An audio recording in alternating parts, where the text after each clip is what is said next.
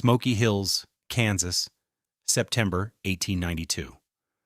The prairie grass was cured to the color of old brass, and the wind, that constant, invisible river, carried the first hint of a chill that promised worse to come.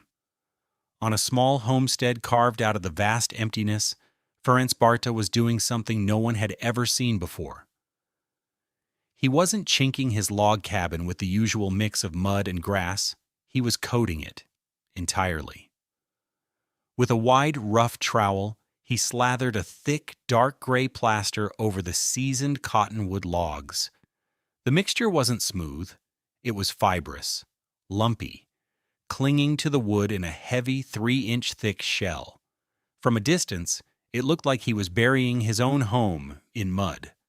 Harlan Jessup, a rancher whose land bordered Barta's, reined in his horse, his face a mask of disbelief. He ran 1,000 head of cattle and knew the ways of the plains. He knew what worked and what rotted. He watched Barta scoop another trowelful from a wooden trough where a strange concoction of clay, sand, and what looked like animal hair steamed faintly in the cool air. "Barta!" Jessup called out, his voice carrying easily on the wind. "What in God's name are you doing to that cabin?" Ferenc looked up, his face smudged with clay. He was a quiet man, his English still thick with the rhythms of his native Hungary. "Sealing it," he said, and went back to his work. Jessup dismounted and walked closer, joined by a neighboring farmer, Silas Croft, who'd been drawn by the strange sight. "You're going to rot your logs straight through," Jessup stated, not as a question, but as a fact. "Trapping damp in there's the surest way to lose a house. Every man on this prairie knows you let the logs breathe." He kicked at a hardened patch near the foundation. "This is foolishness." Silas Croft nodded, chewing on a piece of straw. "Looks like something from the old country, Harlan. Peasant work, not fit for Kansas." The word hung in the air, peasant. It was a judgment on the method and the man. Ferenc didn't flinch. He just pressed another layer of the fibrous clay into a gap, his movements methodical, unhurried. The community had already marked him as the Hungarian madman, the one who was building his own tomb before the first snow. What did this Hungarian stove builder, this Kalihas, understand about the physics of convection that these seasoned, expert Kansas ranchers and farmers had missed? The answer to that question would change how people survived on the American plains. But first, it would have to endure the mockery, the doubt, and the full, unrestrained fury of a Kansas blizzard. If you stay with me, I promise you will learn the fundamental principle of heat loss that builders still fight today. A principle this quiet immigrant mastered with nothing more than clay, water, and the hair from a horse's back. Let me know in the comments below. What's the strangest, yet most effective, home repair solution you've ever seen? And don't forget to subscribe for more stories of forgotten frontier genius. Ferenc Barta was not a carpenter. He was not a farmer. And he was certainly not a frontiersman in the way his neighbors understood the term. Back in Hungary, he was a Kalihas. His world was one of fire clay, not prairie sod. It is his hands knew the heft of glazed ceramic tiles, the precise curve of a smoke channel, and the gritty, binding strength of horsehair mixed into mortar to seal a firebox against 1,000 heat cycles. He built massive, intricate masonry stoves, Kaliha, stoves that would take a single load of wood and radiate gentle, even heat for an entire day. The secret was not in the fire, but in the vessel. A Kaliha was a sealed system. Heat stayed in because nothing could get out. He and his wife, Ilona, had brought their 2 children, Miklos and Zofia, to America for the promise of land. They had arrived in the Smoky Hills with enough money to buy their plot and build a cabin, a standard cottonwood structure, just as the land agent advised. They had spent their first winter of 1891 in that cabin, and it had nearly broken them. And that first winter was a lesson in wind. The wind on the Hungarian plain was a familiar foe, but the Kansas wind was a different beast. It was a physical presence, a relentless pressure that found every microscopic crack in the chinking between the logs. Ferenc had used the best mixture he was told to use: clay, sand, and prairie grass. It dried and cracked within weeks. He patched it, and it cracked again. The cold didn't seep into the house. It flowed. He remembered watching Ilona try to light the candles on their small table. The flames wouldn't burn straight up. They bent sideways, flickering violently, sometimes nearly horizontal, pushed over by the drafts pouring through the walls. They were living inside a sieve. They burned through their entire wood pile by January, and Ferenc spent freezing days gathering whatever combustible material he could find. The children slept in their coats, huddled together. Ilona's face, usually so full of life, grew thin and pale. They survived, but Ferenc swore they would never live through a winter like that again. The problem wasn't the cold. The problem was the air. His neighbors faced the same struggle. It was the accepted reality of the plains. You built a big fire and you huddled close to it.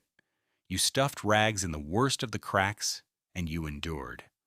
Harlan Jessup, for all his confidence, burned through 4 cords of wood in his much larger ranch house, his family abandoning the northern rooms of the house entirely from December to March. The Miller family, 2 miles down the creek, lost their infant daughter to a lung fever that winter, a tragedy whispered about with a grim and fatalistic acceptance. The conventional wisdom was that the log walls themselves were the primary barrier against the cold. The chinking was just a filler. As long as the logs were thick, you were safe. But Ferenc, the stove builder, knew this was wrong. A vessel with 100 tiny leaks is no vessel at all. The heat wasn't radiating through the wood. It was being physically carried out of the house on currents of moving air. The enemy wasn't the minus 20-degree temperature outside. The enemy was the draft, the constant, invisible thief. He had spent his life building perfectly sealed containers for heat. Now, he would live in one. That spring, as soon as the ground thawed, Ferenc began his preparations. He found a rich deposit of blue clay down by the creek bed. He spent weeks digging it out, carting it back to his homestead in a wheelbarrow. He tested its consistency, mixing it with sand and water, letting it dry in the sun. He needed it to shrink minimally and resist cracking. He knew the formula from his years as a Kalihas. The final crucial ingredient came from Harlan Jessup himself, though the rancher didn't know it. Ferenc paid Jessup's stable hand $1 to collect the clippings and combings from the ranch's horses. He amassed a huge pile of coarse animal hair. To his neighbors, it was just a pile of dusty, smelly refuse. To Ferenc, it was the fibrous skeleton that would give his clay shell its tensile strength, allowing it to cure into a monolithic, seamless coat. In late August, he began the work. He mixed the clay, sand, water, and horsehair in a large trough, turning it over and over with a spade until it was a homogeneous, sticky mass. Ilona and the children helped, their hands and feet caked in the mud. The process was slow, laborious. He applied it directly to the logs, forcing it into every crack and crevice, then building up the layer until it was a uniform 3 inches thick, covering every square inch of the exterior walls, right up to the roof line. Harlan Jessup made his critical pronouncements during this phase. "That mud will rot your logs, Barta," he said one afternoon, leaning against his fence. "Come spring, you'll be able to push a finger right through the wood." Ferenc paused, wiping sweat from his brow with the back of a muddy wrist. "In my country," he said quietly, "we coat the firebox. The clay protects the tile from the fire. Here, the clay protects the wood from the air." He offered no further defense. He simply returned to his work. The social criticism was quieter, but more pervasive.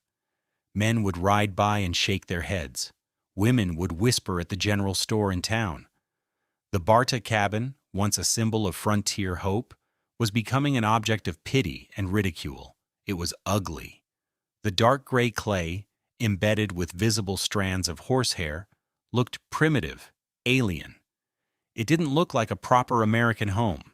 It looked, as Silas Croft had said, like peasant work. Ferenc ignored it all. He was not building for his neighbor's approval. He was building for the still, straight flame of a candle. He finished the last wall in late September. The cabin looked like a giant, misshapen clay pot sitting on the prairie. He let it cure for 3 weeks under the autumn sun, the clay slowly lightening in color as the water evaporated, shrinking just enough to pull itself into an airtight sheath around the logs. By the first frost of October, the shell was as hard as brick. He could rap his knuckles on it and hear a dull, solid thud. There were no cracks. The house was sealed. To understand the genius of what Ferenc Barta had done, you have to understand the physics of how a house loses heat. On the windswept prairie, the primary culprit was not conduction through the logs or radiation through the windows. It was convection. Convection is heat transfer through the movement of fluids, in this case air.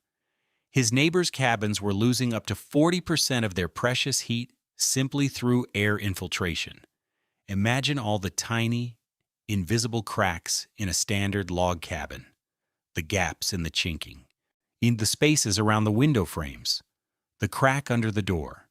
If you added up the area of all those little openings, you would find a hole in the wall 1 or 2 square feet in size. On a calm day, this is a problem. On a windy day, it's a catastrophe. The relentless Kansas wind creates a pressure differential. It pushes on the upwind side of the house, forcing cold, dense outside air through every crack it can find. This invading cold air physically shoves the warm, buoyant, interior air out through the cracks on the downwind side. A constant river of cold air flows through the house, stealing the heat a family works so desperately to create. A stove burning a cord of wood is fighting a losing battle if the fruits of its labor are being carried away on a current. This is why the candles in the Barta's cabin bent sideways. They were weather vanes, revealing the invisible currents of air that were robbing them of heat and life. Ferenc's 3-inch shell of horsehair reinforced clay was, in modern terms, a near-perfect air barrier. It completely eliminated that convective heat loss. The horsehair acted like rebar in concrete, preventing the clay from cracking as it cured and settled. It created a monolithic, seamless membrane that the wind simply could not penetrate. There were no cracks for the air to flow through. The R value, the measure of thermal resistance of 3 inches of dried clay, is not particularly high. It's certainly less than the thick cottonwood logs it covered, but that didn't matter. The logs could now do their job properly.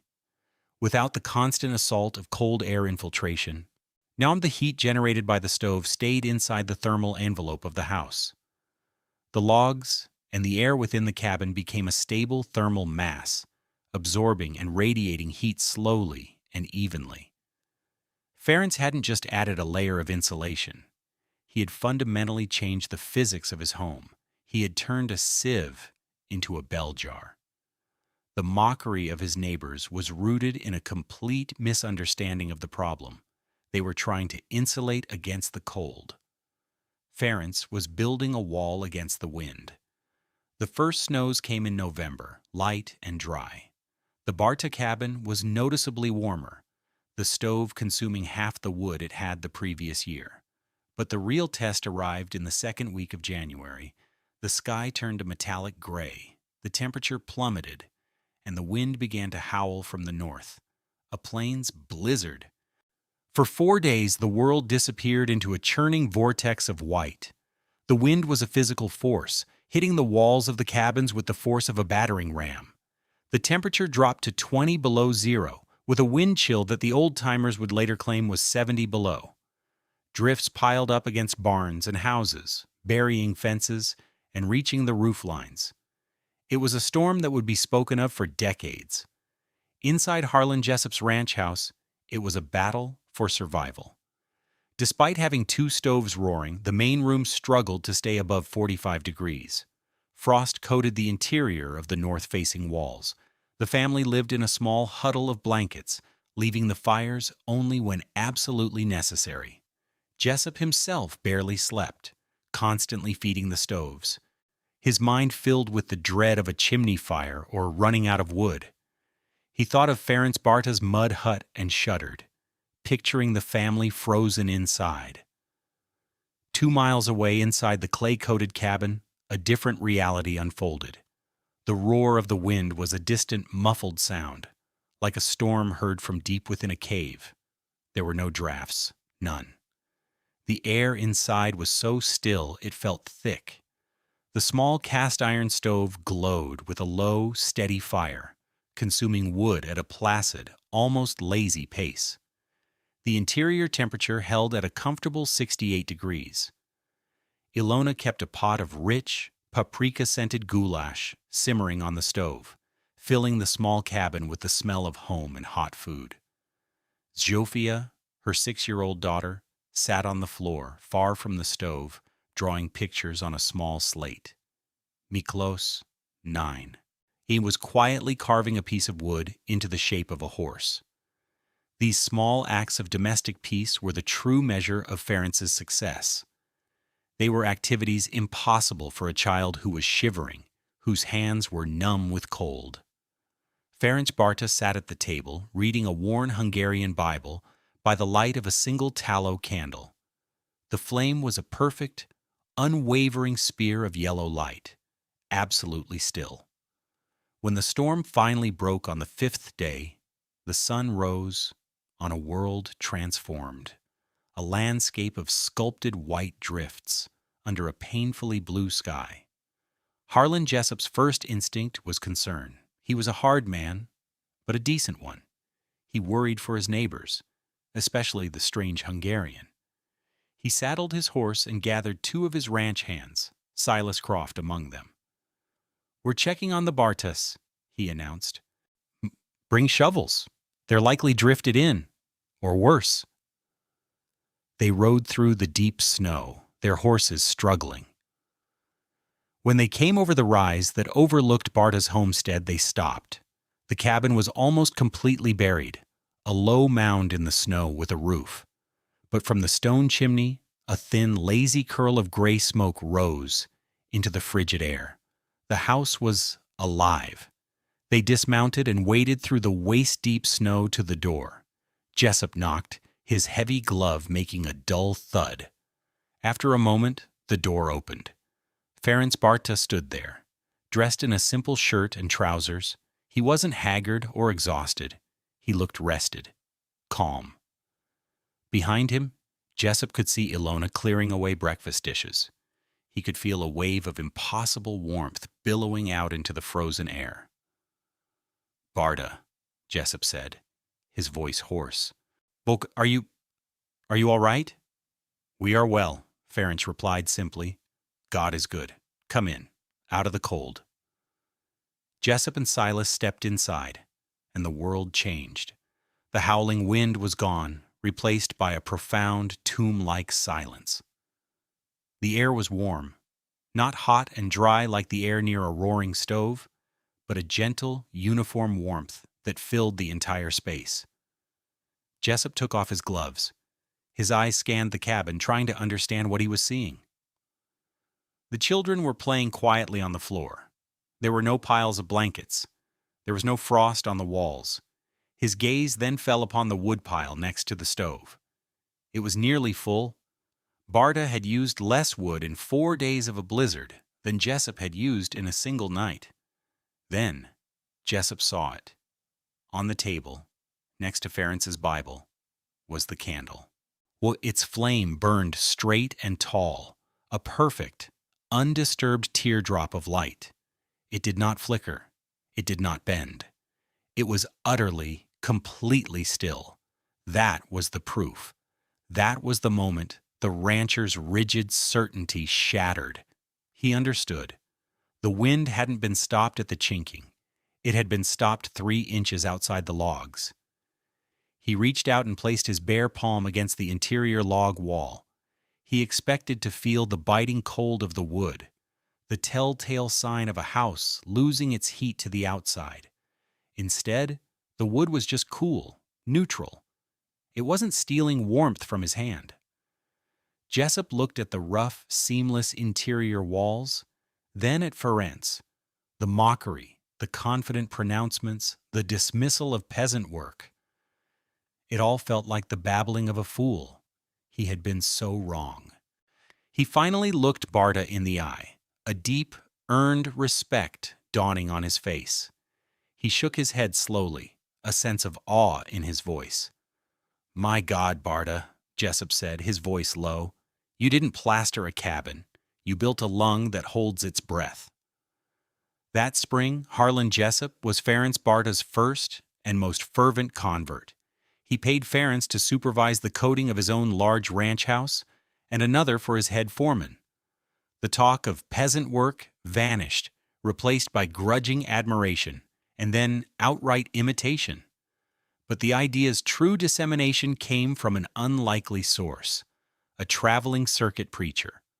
Reverend Miles was a thin, wiry man who covered 3 counties in the Smoky Hills region, preaching in barns, schoolhouses, and homesteads.